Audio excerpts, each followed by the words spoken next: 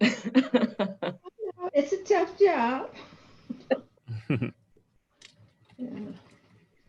And I think we are going live right now.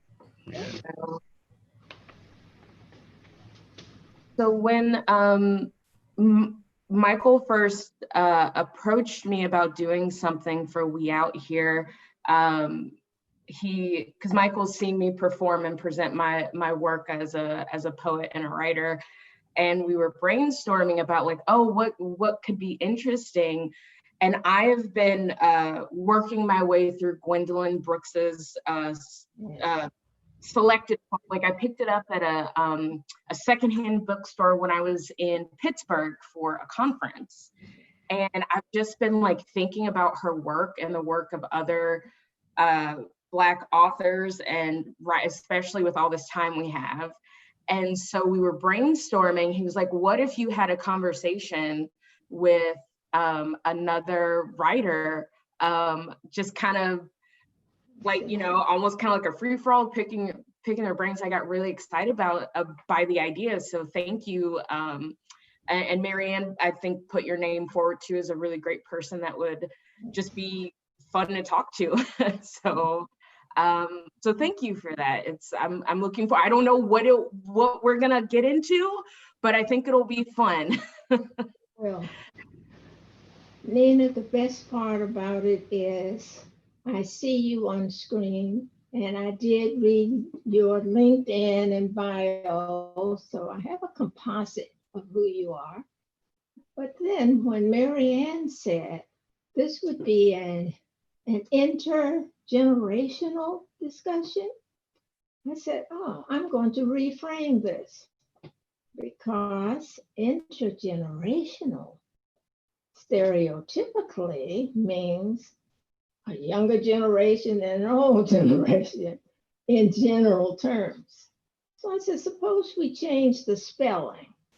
Instead of it being I-N-T-E-R, let's call it E-N-T-E-R. Oh. Generations, as well as within the word generations is the word generate.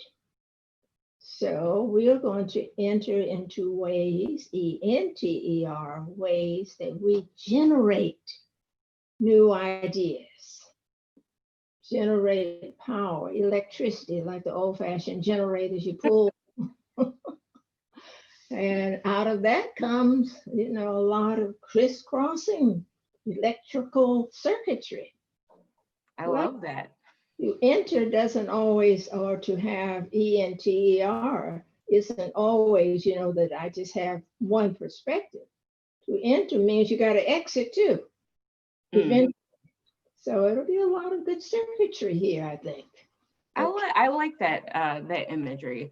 Well, I guess when I was thinking, it probably might be a good idea for whoever's watching if we introduce ourselves and kind of give a little bit about ourselves. So would you mind for the billions of people watching us right now?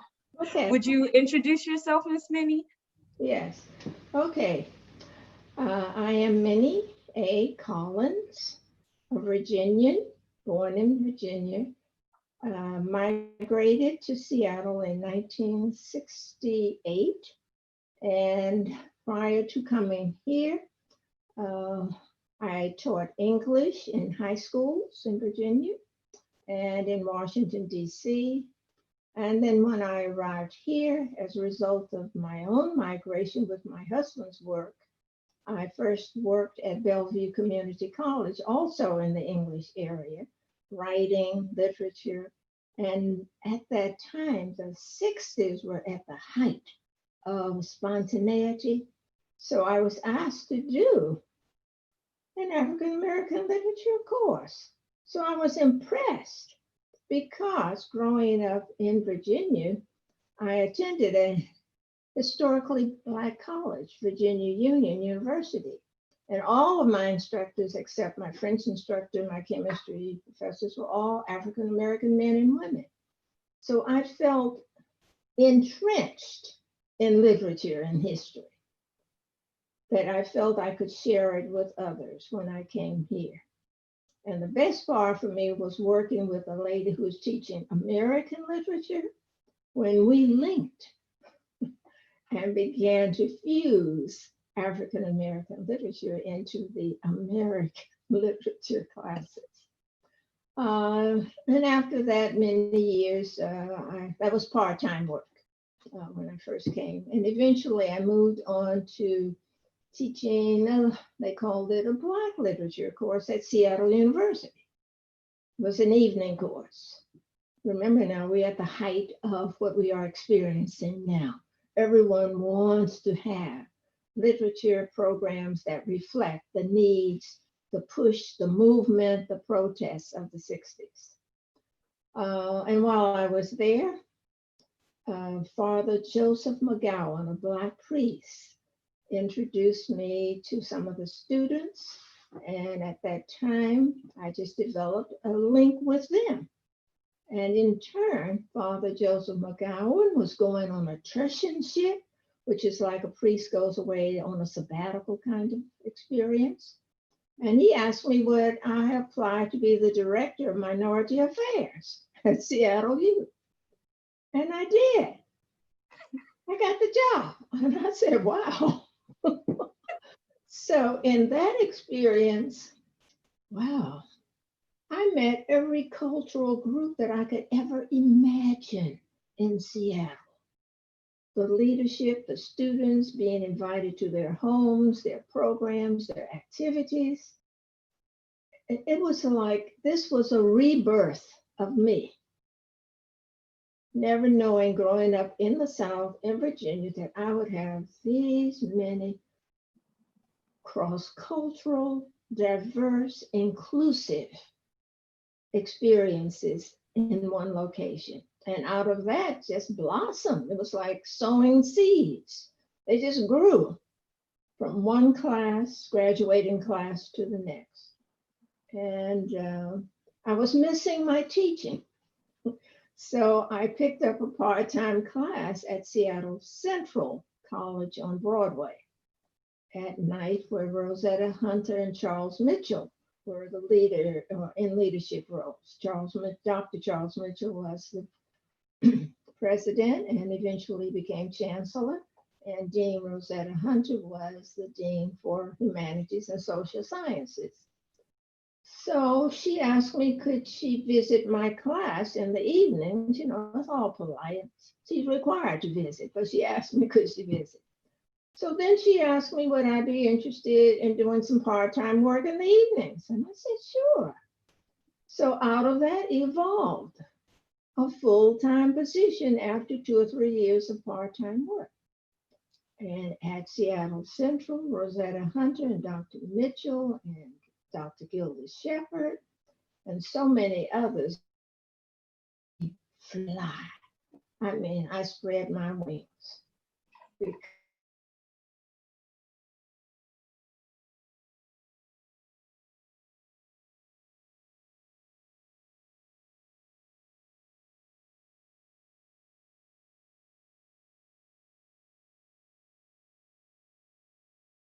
Writing and literature to any program you can think of, and that includes mathematics, science, philosophy, history, you name it. And out of that, we did workshops, we traveled, teaching and training others. And after many years, I decided that it was time for me to write, because I'd been keeping journals for years. I still have stacks of them in my night tables. And I kept going back to the journals and saying, see, Wes, I'm reading everybody else's writing. Why am I not writing my own stuff? And that's when I ran across a group in Seattle called African American Writers Alliance. And I sat in on a couple of meetings, and my best buddy, Dr. Georgia McDade, said, oh, come on and join. And I did. And that was my turning point to say, it's time for me to focus on my writing. And from that evolved 2 books, publications in several journals. I'm working on a 3rd book. I hope to finish by 2020. You too? Okay. It's all together, but it's not organized the way I want it.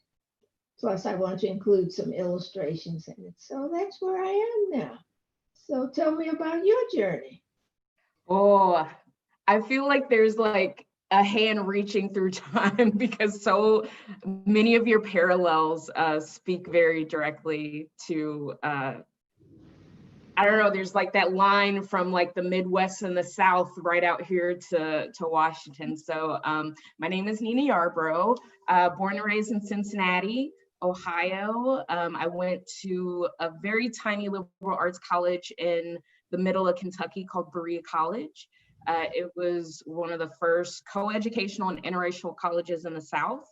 And it was instrumental in shaping where I am today. And when you mentioned that you were an English teacher, I remember reading that in your bio, I lit up because so like my love for just words and reading and writing is thanks to like an army of incredible teachers. Because I have this distinct memory when I was in about 2nd grade, I guess, and I went to a bilingual elementary school because Cincinnati was a German town, and it was up until about World War I, it was very much like, you know, German newspapers, street signs, and I think probably around the 70s or 80s, there was this resurgence of wanting to reconnect. So I went to a German bilingual elementary, middle, high school. And so my 2nd grade teacher, who was my homeroom teacher, I think she must have recognized that I was having some reading difficulties. And I remember she told me one day in class, Nina, go stand by the front of the door. And because my last name starts with a Y, I got very excited because I was always last in line. And I remember my friend Felicia lined up with me. I was like, no, Felicia, she said me, I get to line up. And lo and behold, because I was gonna be tutoring with one of the parents to learn Hooked on Phonics. And if it hadn't been for that intervention, I probably would have been held back.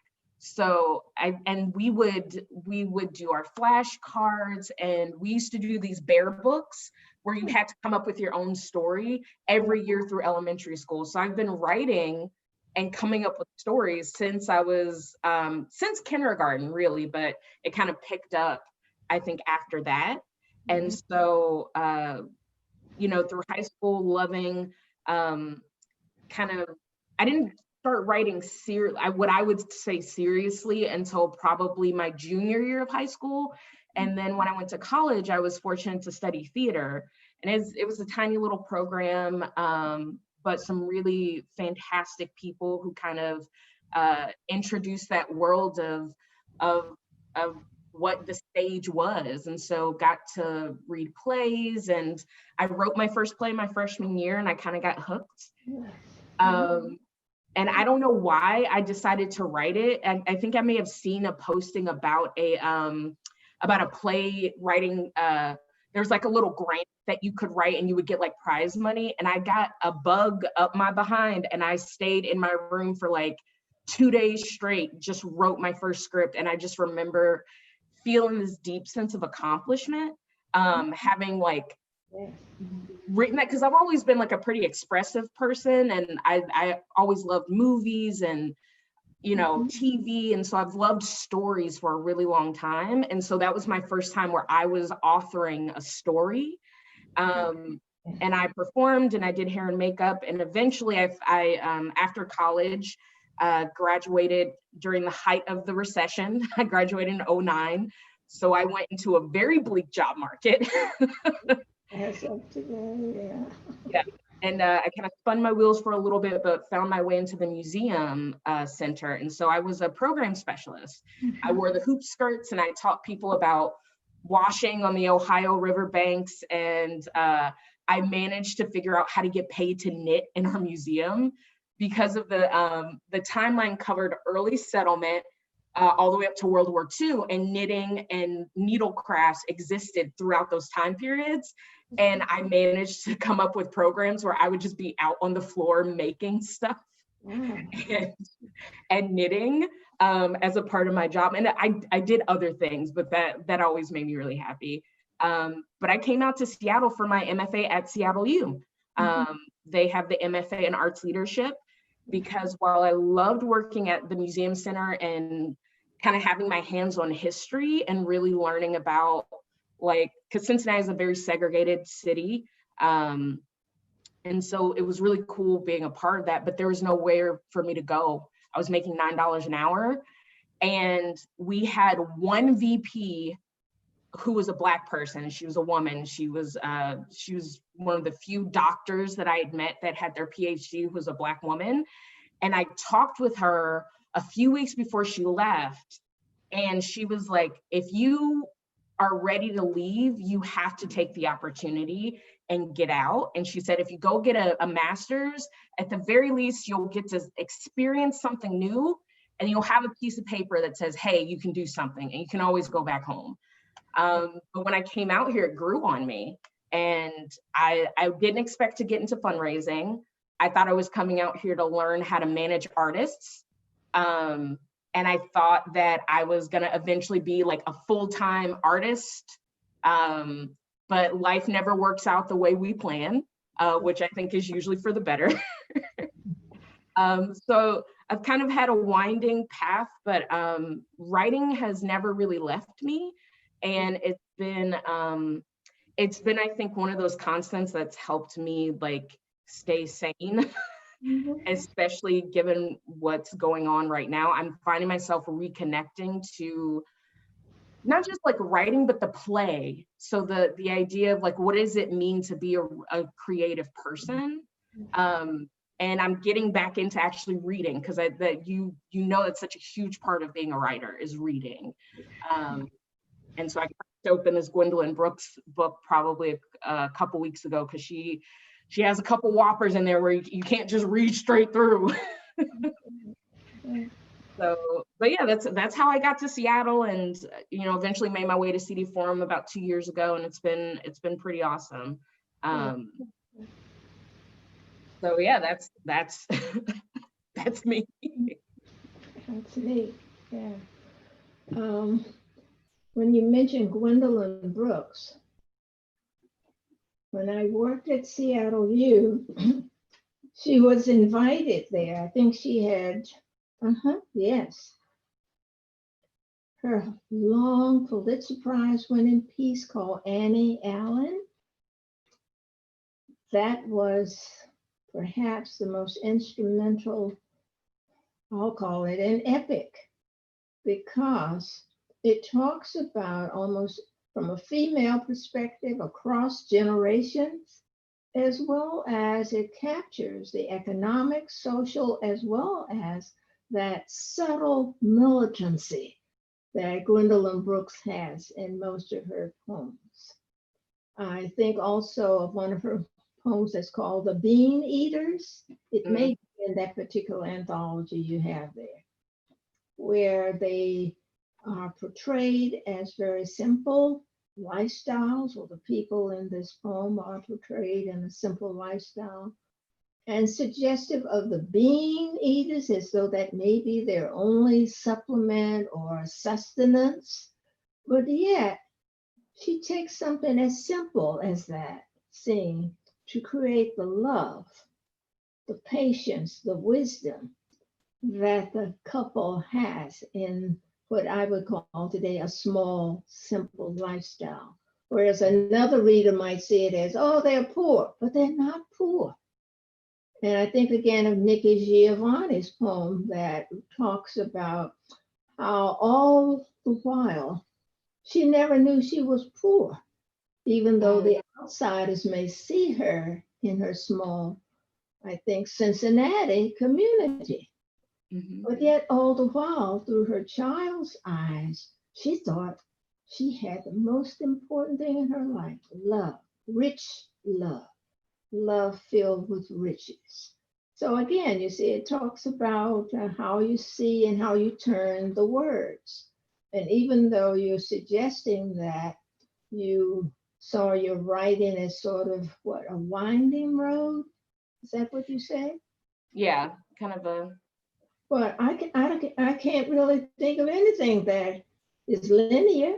If so, it must be pretty boring. Even life can be a monotonous situation. And then, as I see myself right now, I have to really put my head into doing something constructive every day. Otherwise, that thing that I call hell-o-vision, you know what I mean by the hell-o-vision? I think I might. Okay. It's TV. You know, television is hell-o-vision. It takes you to hell and back with nothing, no reward. That has been, I think, one of my biggest charges, even before all of the pandemic and COVID stuff, was trying to filter out the nonsense. Right. Because like, I actually don't watch that much TV anymore, which if you knew me as a kid, hearing me say that is like, now I love movies and I love good storytelling. So I have like those shows where I'm like, I'm really intrigued. And so I watch those, but with the access to all the stuff on our phone and being like, I'm learning finally to like the importance of filtering what comes into my space and my mind, and realizing how much of a distraction that our world's not set up for us to engage with ourselves anymore. Right, absolutely. When I took on the adventure of working with Mary Ann Osborne, that was my first time ever writing, quote, screenplay, script for drama and theater. And I was like, are you crazy? You've never done that before.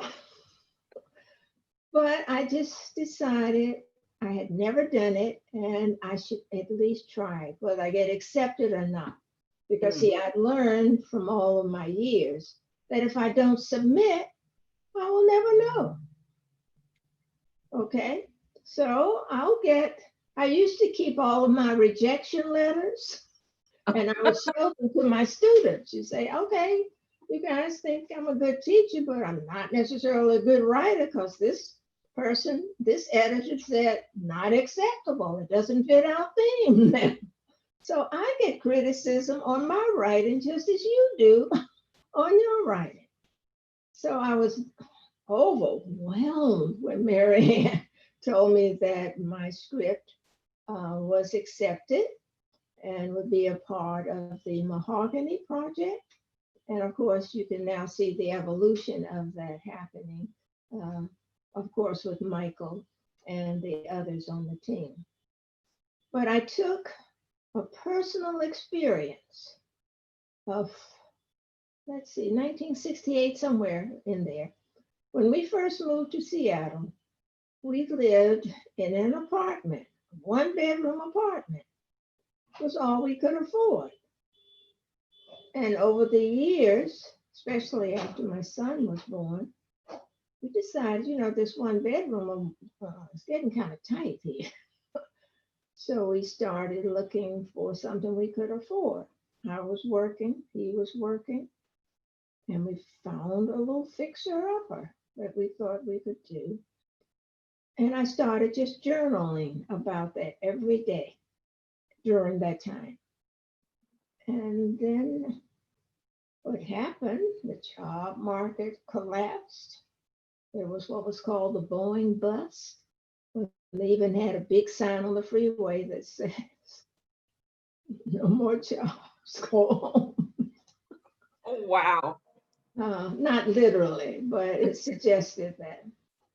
So then I'm out of work, and now we have this mortgage, you see, with one job.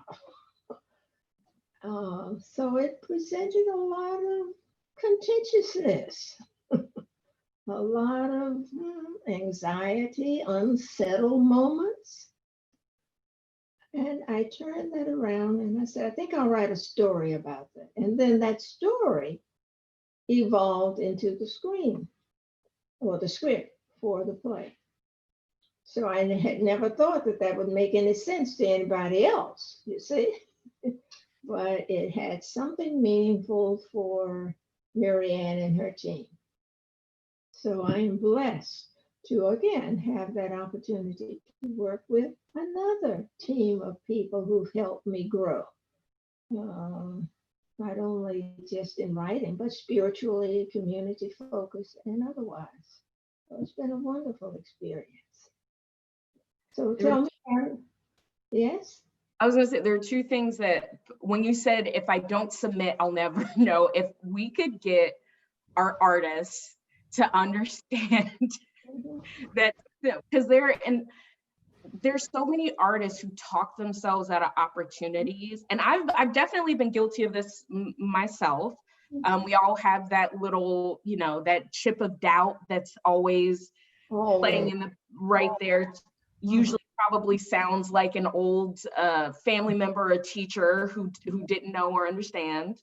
And we stop ourselves from just, because if you don't, they have to choose somebody. Absolutely right, yes. And but the technology has given me more freedom to submit now. Prior to, what would I call it, word perfect, if you can relate to that generation. Most of us had to type it, put it in a folder, and mail it, you see, and wait for a response.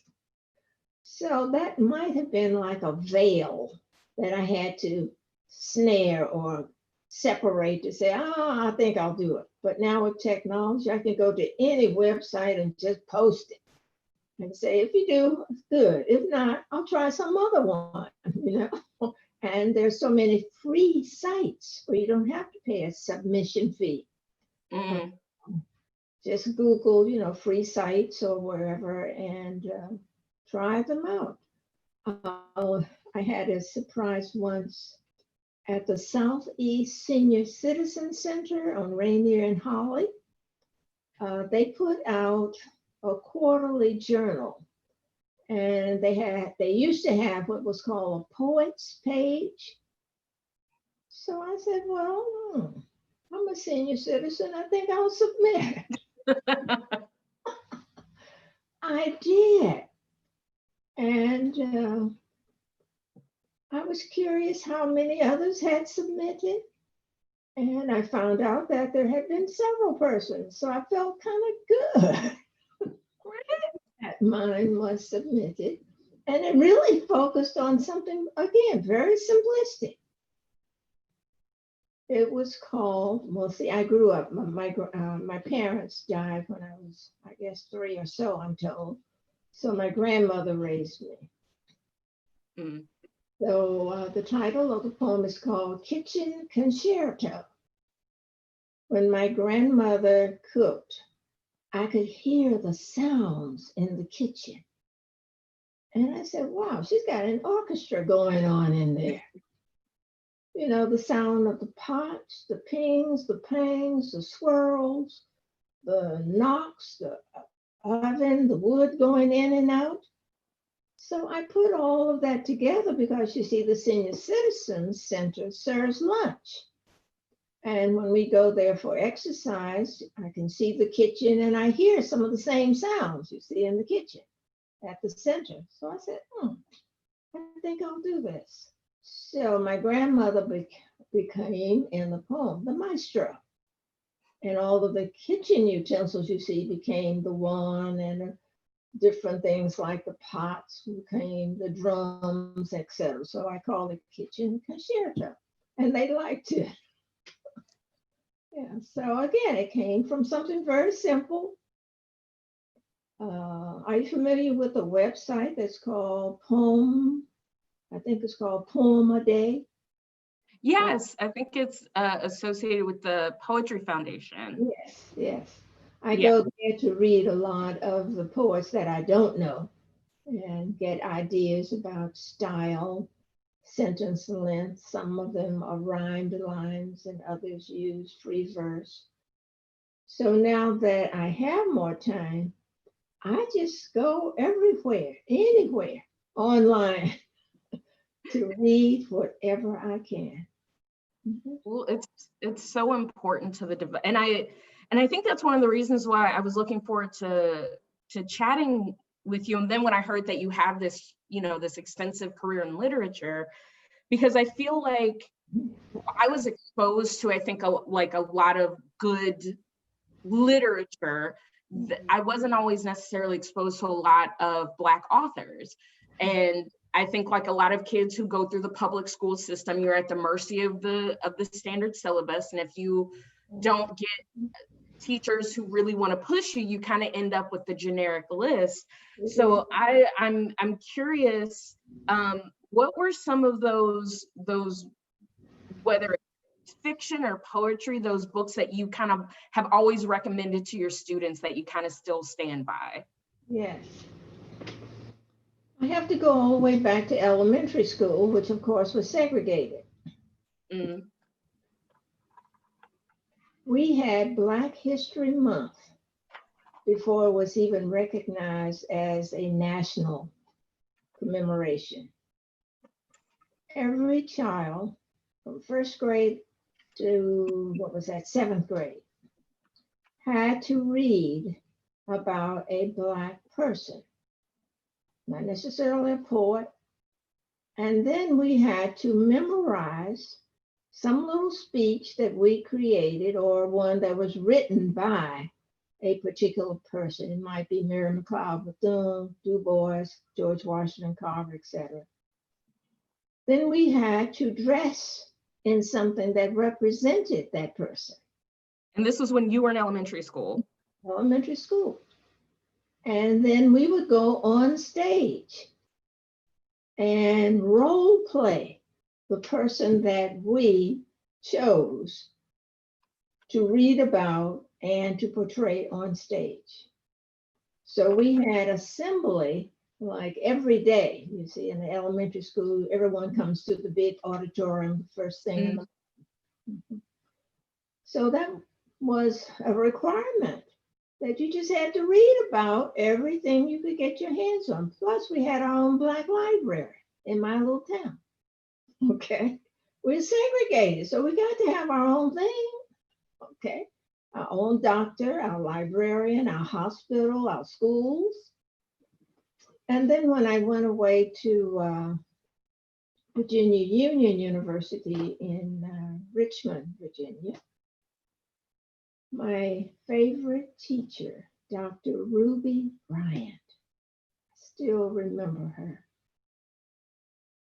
She taught in like the basement, the lower level of a building because she was arthritic and she had to use help to get to the lower level. She pulled out the anthology that's called Cavalcade, Calvacade, Cavalcade. It's a compilation or an anthology of every African American writer, period. Okay. Plus, I'm taking notes. Yes. I'm taking notes, Miss Minnie. Has a series, an anthology. And within that anthology, our goal was to read everything in the book. But you meet class every day, so why can't you cover 5 to 10 a day? Okay, so we started with the traditional Phyllis Wheatley, Paul Laurence Dunbar, moved on to, I call them the orators, like Douglass, Frederick Douglass, and of course the infamous debate between Du Bois and Booker T, etc. So we of course would study why one felt this way and why the other one. And then we would move into Margaret Walker. These are some of the traditional writers that we covered. And then on my own, once I finished Virginia Union University, I began to say there's more than this anthology.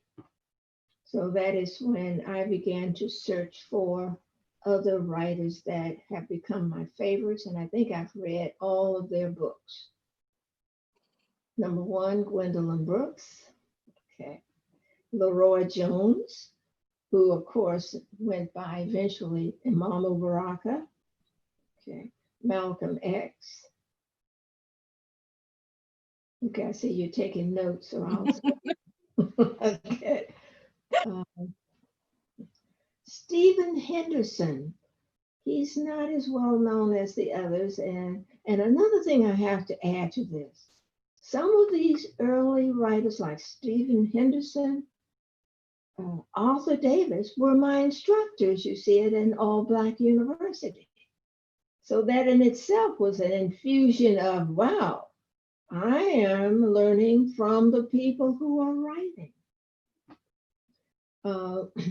And then, of course, I became very engaged with Audre Lorde, Nikki Giovanni, Margaret Walker, I've mentioned many, many times. Let's see, today I still go back to Toni Morrison because on my shelf I have every one of her books and I reread them when I want to get a rhythm or a flow of a sentence. And that's where my reading, I think, takes me more now, not so much content as it is, I want to study how the person began a sentence, how they wove all of those lines without using periods. They may use what I call parallel structures, using semicolons between, or none at all, like James Baldwin. When I first taught James Baldwin, students would say, oh, his sentences are wrong because he doesn't have the right punctuation. And I had to explain to him, you know, this is a stylistic choice in literature because it's not necessarily going to be graded by, oh, I don't know, a grammarian or some English teacher. Okay. Right. Yes, for writing purposes. What you're just describing, it sounds like a lot of the musicians who I know. Like when you let people who are truly where they make music or they're into music, it's like, yes, you can listen to the content, but they're listening for like if you're a really good DJ, like you're somebody who like you understand the beats and the rhythms and how those things come together in that, you know, that fine meal that you're making. And that, like, that's so interesting that the way that you're describing it, it sounds like a lot of the music makers that I know. Oh yes, very much. Isabel Allende is one of my favorite writers, even though she doesn't call herself or get categorized as an African American writer. But when she writes, it's as though I could take out a musical instrument and just develop the cadence of each line. And that happens also with some of my Native American writers that I like too. And there is a particular writer, Hamida Bosmasian, who is not African American. And she writes a lot about her experience during the time of the Holocaust. She and I worked together at Seattle University.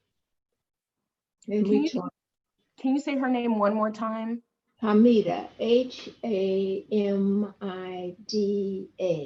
Hamida Bosmasian, BOS.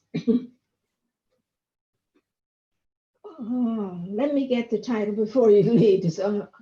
Bosmasian, Bosmajin, Bosmasian. She writes also about a very horrific time during her youth as well as young adult, as well about the Jewish Holocaust. But she can end a sentence on a high, and all of a sudden the next word just links to it and carries it right along as though it is a melody that's occurring. And I go back and I read her lines as well as other authors' lines because I'm trying to learn how to capture Now, most of these writers are writing novels or essays, but still, I like it. Or when I'm reading the poets on Poem a Day, I'm watching how they use repetition to begin each line, whether that works for my free verse, because I don't have a pattern that says I write sonnets or I write epics. I call it just free verse. But I still try to say, okay, how can I create either a different line, or one poet gave me an idea to say, okay, all of your lines don't have to line up on the left-hand side, okay? They can begin on the left and jump all the way over to the right side of the page. So I too am learning new ways by studying, I call them the more creative, innovative poets and writers today, who are saying I do not have to be a part of the institutionalized format. Content, what I'm saying, is more important than form. Form is too restrictive for my ideas because my ideas are outside of the box. Okay. Right. We are outliers, if I can use the title of someone else's book, you know. We are outliers. But I think you hit such a great point, because I feel like that idea that writing is supposed to be, no matter what the genre or style, we get, and I can think back on my own experiences, like learning the craft, like you get force-fed that writing or poetry is meant to look or be a certain way. Yes. And your point about like the form doesn't necessarily matter. It's the content. It's like, what are you actually saying? Right. And I feel like we get lost in the form, and also we get lost in other people's opinions. Yes. And how would you try to debunk or to at least shatter some of this writing or the requirement to write to form or format? How would I? Yes. Well, I mean, I feel like I kind of do, because I don't think I necessarily have like a style when I write. It's more about like, what am I trying to express, and then filling it with the container that I see fit. Like, I love a good rhyming couplet. Like, there's like, for me, there are just some pieces where like seeing that it's so playful. And then there are other times when I write where it almost, on paper, it feels like an essay, but it doesn't take away from the that power behind what I think poetry does specifically. So I feel like when people learn, like, you have to read different types of people. Like, you've listed so many different types of writers with different styles, and I feel like that is what's so important, is that you have to expose yourself to all the ways that it can exist, and then figuring out for yourself like what works. Yeah.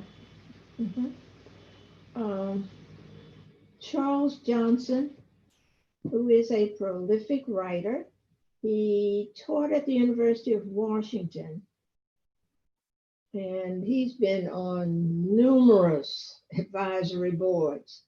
He's an award-winning author.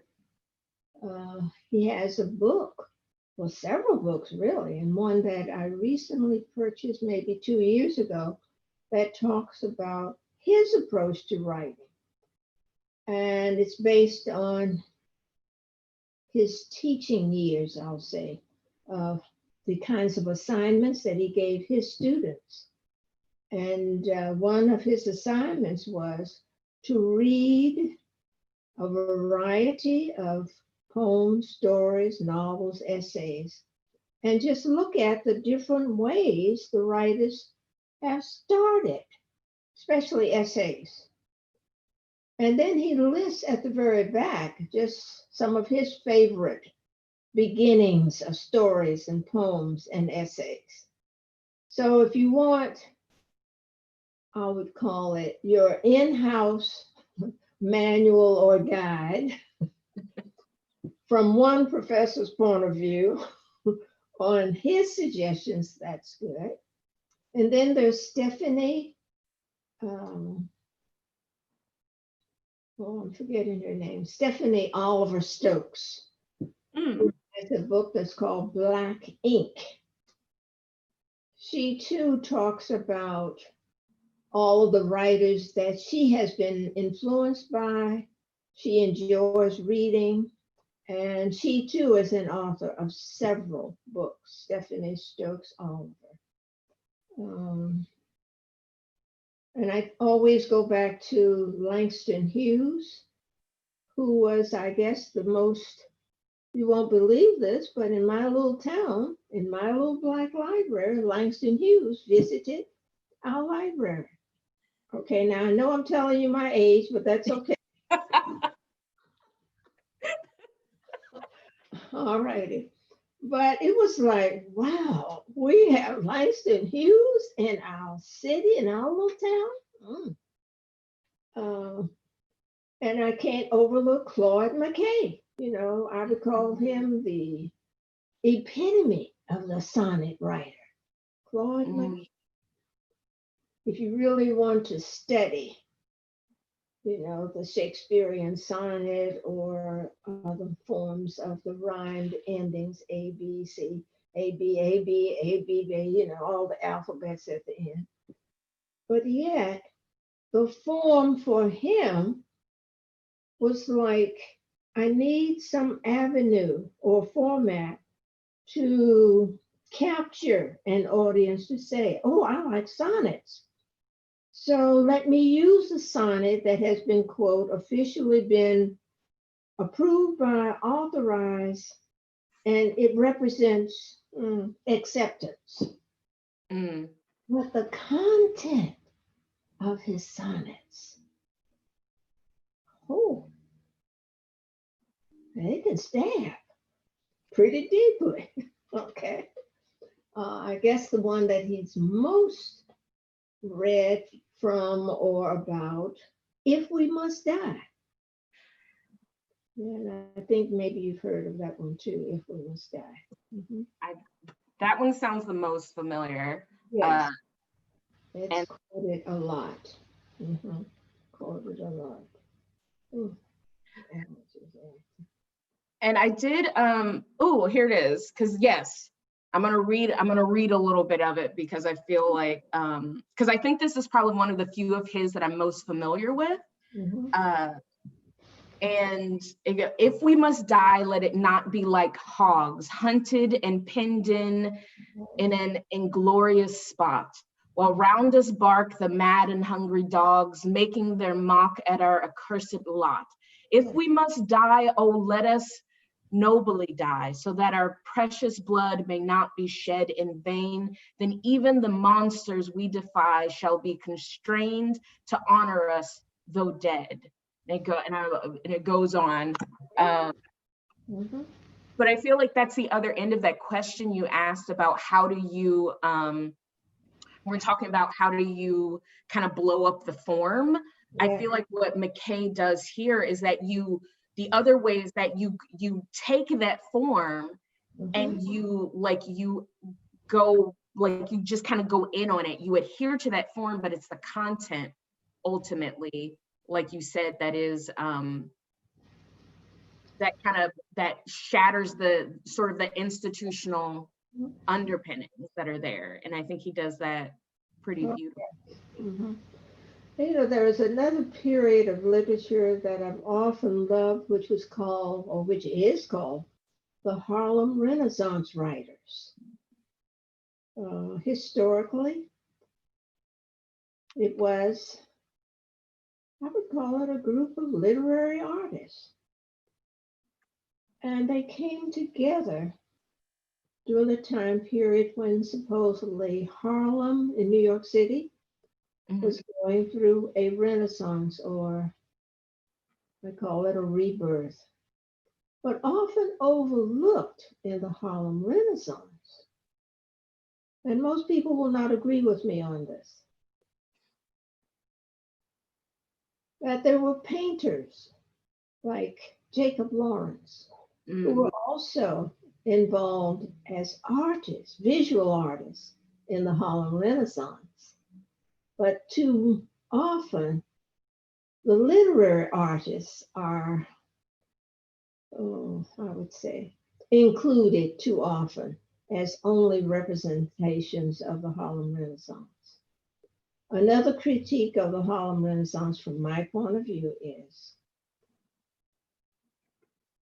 as literary artists, even today in Seattle, how many of the people who are not involved with the arts community really know about us, engage with us, read, see, come to programs? How do you work with that through the CD Forum? Because you have groups. We have the African American Writers Alliance, and everywhere we go, people will say, "Who? I didn't know you had a group." Well, we've been around for 20 years. So I don't know, how do you get the message out to people who are not in the arts group? I feel like that is the big $1 million question. Yes. Because even at CD Forum, our organization also been around for 20 years, supporting artists across different disciplines. And I think one of the, you have that aspect of like, we're vying for the attention of like, so much attention to go around. But I also think that there's a value proposition that's there too, right? It's that, do you value the works of Black and Indigenous and other folks of color? And I think, some people may disagree with me if they want to, but I don't think that has been the case, in particular in the Pacific Northwest.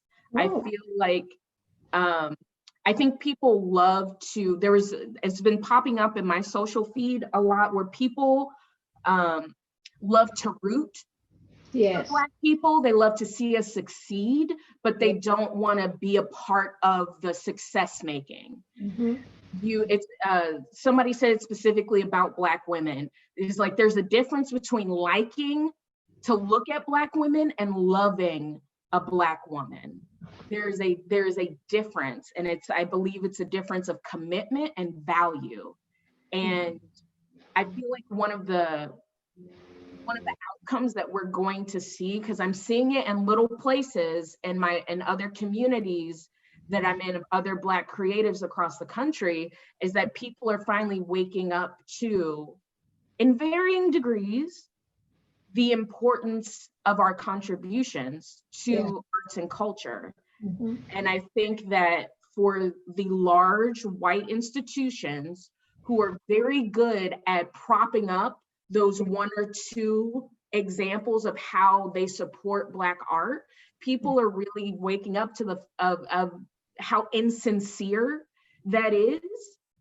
And organizations like the African American Writers Alliance, like CD Forum, like the Hansberry Project, like We Out Here, presented by our lovely Michael B. Main, people are they're going to need something more genuine and authentic than the watered down meals that they've been on. And I think with that is also going to come help with marketing. I think there's going to come, Marianne, who's taken over the leadership of with Mahogany Project and working with the African American Writers Alliance. There's going to be more support, because it takes work. And as someone who, like, in your career where you've had to build coalitions and work with different people, it takes time. It takes getting people to sit down and agree to do the work. Right. But it also, to a certain extent, it takes money.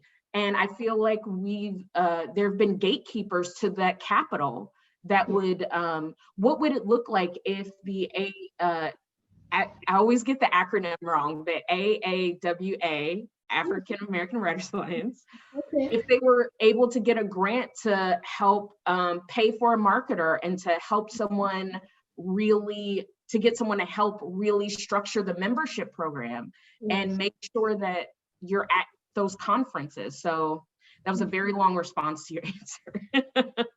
No, it's a great response.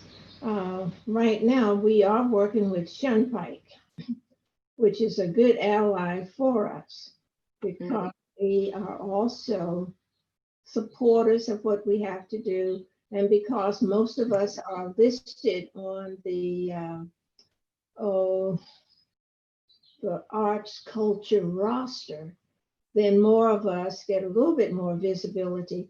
And we get, of course, all of the emails and newsletters from the different cultural groups where there are opportunities for us to apply for grants or for whatever it is they have to offer. So the opportunities are there, but we just simply need to have more visibility. Now, we do have, AWA does have the support of the Seattle Public Library.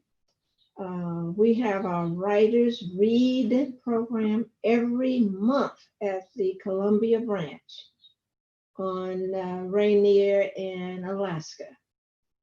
We have the Third Place Books at Seward Park on, that would be 50th and Wilson, I think. They offer a space for us and any book group that wants to come to have a space at their bookstore. So obviously now we can't have it because they're closed. We also have an opportunity and we try to read at the Open Book store in the University District. So we have many opportunities to grow, but we really are just beginning to understand the value of marketing because we now have brochures and business cards and a banner. Individuals in the group are all over the South End, not just in Seattle, even as far north as Bellingham.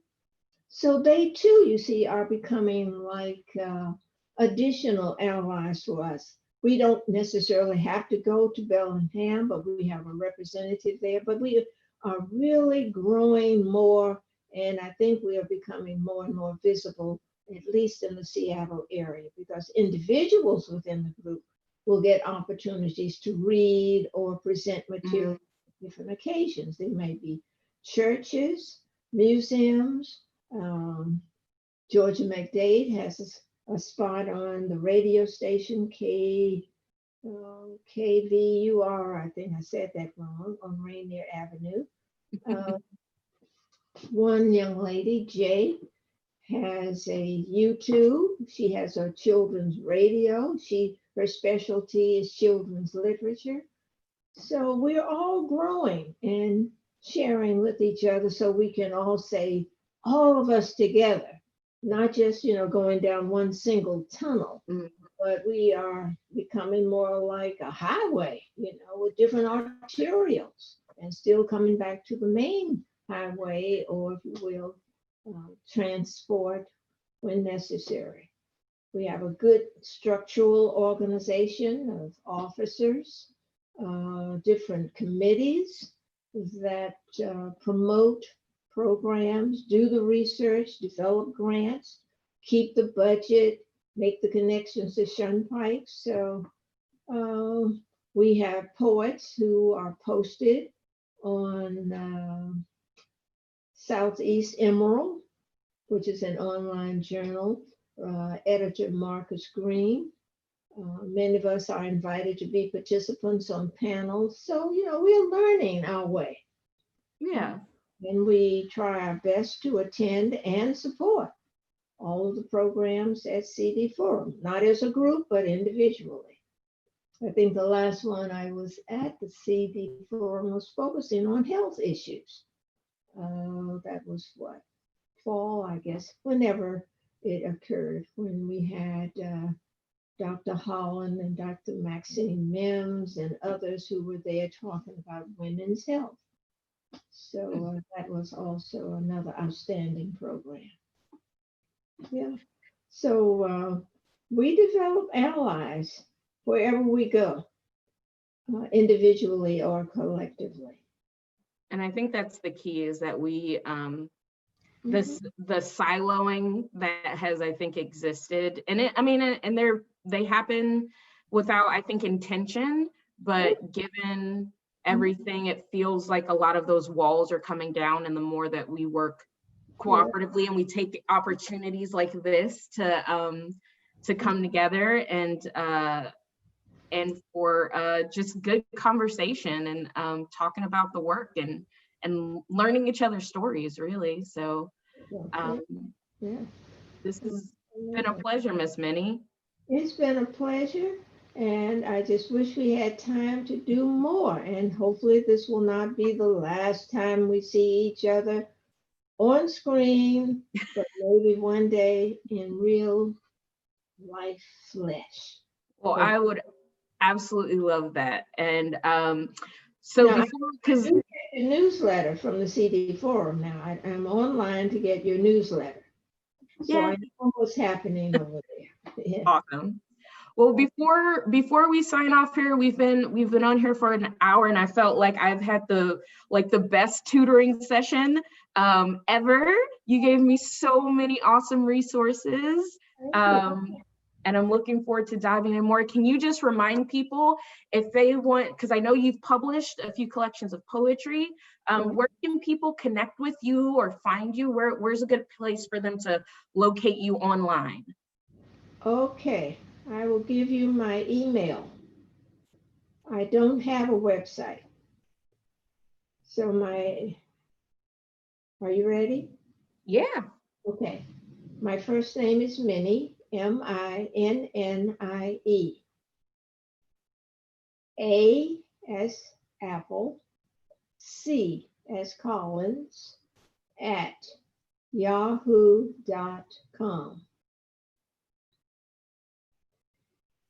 Okay. Or go to AWA's website. Just Google African American Writers Alliance, and you will see more of what we do as an organization, as well as all kinds of activities, upcoming schedules. Although I have to admit, the website is being updated.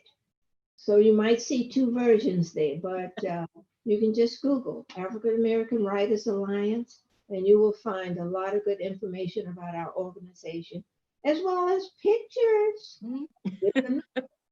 Okay. And I believe that you also have a bio on there as well, Yes, I so do. people can learn more about your collection and your work. And our dear friend Michael's been putting notes in the chat. If you want to learn more about what CD Forum has been doing, you can go to cdforum.org. Or if you're interested in learning more about my work individually as a writer, you can go to my website, which is neneyarborough.com. I have, And yes. Mhm. so No, yeah, I'm working on my first collection of poetry.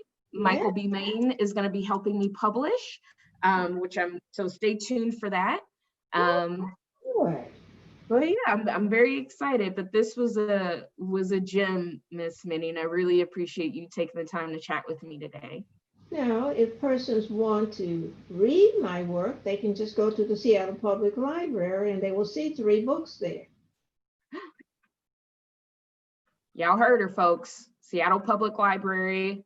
Be Minnie? friends with a librarian. Librarians are amazing people. Okay.